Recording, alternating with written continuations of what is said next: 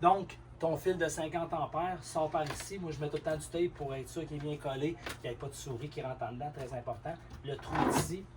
Alors, tu passes ton 50 ampères. Bien important de revenir fermer. Là, tu sautes ton tape, là, c'est sûr. De revenir fermer ton truc de 50 ampères. Et là, tu peux refermer avec le collant pour t'assurer que c'est bien collé et que ça reste en place. Donc, pas de surprise de petites souris, des trucs comme ça. Fait que moi, je le referme. Puis au pire, si tu as du tape, amène-toi du tape de spare pour le mettre, pour pas qu'il y ait d'infiltration, parce que c'est souvent par là que ça se passe. Donc, supposons que là, c'est bien collé tout ça. Tu as sorti ton fil auparavant, tes besoins. Tu peux le sortir là, vraiment longtemps. Tu peux venir ici et le sortir. Et c'est ça ici que je vous parlais tout à l'heure pour plugger direct dans le régulateur qui s'en vient ici comme ça. Le régulateur s'en va se plugger dans le mur du courant.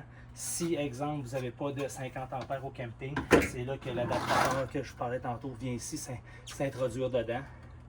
Et là, vous avez vos options. Vous avez aussi une rallonge de 35 ampères que je vous laisse, que vous venez mettre ici comme ça. Fait que dans ton adaptateur de 50 ampères, tu peux venir le porter et te connecter. 35 ampères à 50, 50, puis lui, ça va se plugger dans le mur 35. Puis si c'est du 15, ben le 35 dedans, et là tu plugues dans le 15. Donc c'est ce que je vous expliquais tout à l'heure.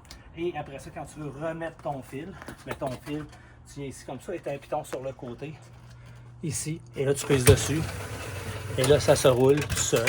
Quand c'est fini, tu le rentres, et tu remets ton couvercle, et tu remets le tape.